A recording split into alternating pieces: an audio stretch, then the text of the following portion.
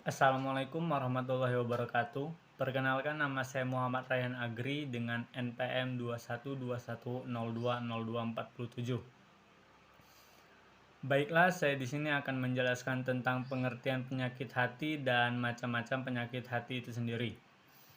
Pengertian penyakit hati adalah perasaan tidak enak yang ada di dalam diri manusia, sehingga menyebabkan hati yang merasa tidak tenang, gelisah, dan was-was. Perasaan tidak enak ini tidak seperti virus yang menyerang komputer atau virus-virus yang lain. Ia muncul karena ada sesuatu yang tidak beres di dalam hati dan pikiran manusia. Tidak peduli itu seorang laki-laki, tua muda, besar kecil, maupun kaya dan miskin. Macam-macam penyakit hati antara lain yang pertama yaitu sombong. Sombong adalah salah satu penyakit hati yang paling dibenci oleh Allah Subhanahu wa taala, seperti yang tersirat di dalam Al-Qur'an seperti berikut ini.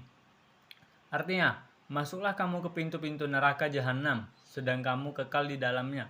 Maka itulah seburuk-buruknya tempat bagi orang-orang yang sombong. Al-Qur'an surat Al-Mu'min ayat 76. Yang kedua yaitu hasud atau iri dan dengki. Orang yang iri dan dengki selalu merasa susah bila melihat orang lain senang, dan sebaliknya ia merasa senang bila melihat orang lain kesusahan. Biasanya orang iri dengki ini akan mencela orang lain dengan lisan, tulisan, dan perbuatannya. Dalam Al-Quran sudah tertera sebagai berikut. Artinya, dan janganlah kamu iri hati terhadap apa yang dikaruniakan Allah kepada sebahagian kamu lebih banyak dari sebahagian yang lain. Karena bagi orang laki-laki ada bahagian dari apa yang mereka usahakan, dan bagi para wanita pun ada bahagian dari apa yang mereka usahakan. Dan mohonlah kepada Allah sebagian dari karunia-Nya, sesungguhnya Allah Maha mengetahui segala sesuatu. Al-Quran surat An-Nisa ayat 32. Yang ketiga yaitu pamer atau riya. Riya atau pamer adalah orang yang beribadah atau berbuat kebaikan dengan maksud pamer kepada orang lain agar orang itu mengira dan memujinya sebagai orang yang baik hati atau rajin, gemar beribadah dan berbuat kebajikan.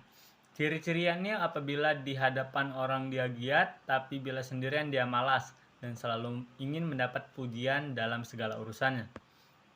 Seperti yang tertera dalam Al-Quran sebagai berikut. Artinya, hai orang-orang yang beriman, janganlah kamu menghilangkan pahala sedekahmu dengan menyebut-nyebutnya dan menyakiti perasaan si penerima, seperti orang yang menafkahkan hartanya karena riya kepada manusia. Al-Quran surat Al-Baqarah ayat 264. Yang keempat yaitu bakhil atau kikir. Bakhil atau kikir alias pelit atau medit merupakan salah satu penyakit hati karena terlalu cinta pada harta sehingga tidak mau berbagi dan bersedekah kepada orang lain. Yang terakhir yaitu ujub, takjub akan diri sendiri. Ini mirip dengan sombong, kita merasa bangga atau kagum akan diri kita sendiri, padahal seharusnya kita tahu bahwa semua nikmat yang kita dapat itu berasal dari Allah Subhanahu wa taala. Oke, selanjutnya obat penyakit hati. Ada beberapa hal yang bisa dilakukan oleh manusia jika terkena penyakit hati. Yang pertama ada membaca dan menyimak Al-Quran. Allah Subhanahu wa Ta'ala telah memastikan bahwa Al-Quran adalah penawar dari penyakit, penerang cahaya bagi hamba Allah yang dikehendakinya. Kedua, merasakan keagungan Allah Subhanahu wa Ta'ala.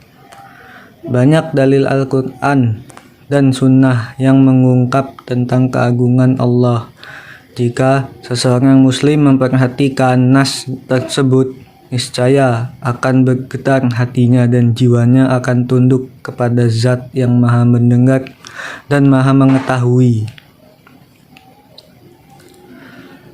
Yang selanjutnya mencari dan mempelajari ilmu agama, yaitu ilmu yang bisa menghasilkan rasa takut kepada Allah Subhanahu wa Ta'ala dan menambah nilai keimanannya. tidak akan sama keadaan manusia yang mengetahui dan orang yang tidak mengetahui. Yang keempat, banyak berzikir. Berzikir kepada Allah, keimanan akan bertambah, rahmat Allah akan datang, hati aman, malaikat datang mengelilingi kalian, dosa-dosa pun terampuni. Rasulullah bersabda, demi zat yang jiwaku ada di dalam genggamannya, andai kata kamu tetap seperti keadaanmu di sisi dan di dalam berzikir, tentu malaikat akan menyalamimu di atas tempat tidurmu dan tatkala dalam perjalanan. Hadis riwayat Muslim. Yang terakhir, yang kelima, memperbanyak amal soleh. Banyak hal yang dapat digunakan sebagai ladang amal soleh bagi kita. Sedangkan bentuk cara amal soleh itu diantaranya ada melaksanakan amal soleh sesegera mungkin, melaksanakan sholat, sedekah dan sebagainya. Tidak gampang bosan dan capek dalam melaksanakan amal soleh. Ya, selanjutnya disampaikan oleh Dwi. Yang keenam, rajin melakukan ibadah. Di antara rahmat Allah Subhanahu wa taala ialah dengan diberikannya beberapa macam peribadahan. Sebagiannya berbentuk fisik seperti sholat, sebagiannya berbentuk materi seperti zakat, sebagiannya berbentuk lisan seperti zikir dan doa.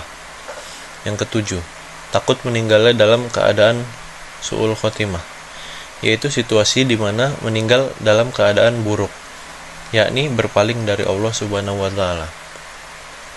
Yang ke-8, banyak mengingat mati. Di antara cara efektif untuk mengingat seseorang terhadap kematian ialah dengan ziarah kubur, mengunjungi orang sakit, dan mengiringkan jenazah dan lain-lain. Yang ke-9, selalu ingat akan tibanya hari akhir. Contohnya seperti mengingat hari kiamat. Yang ke-10, banyak melakukan ibadah hati.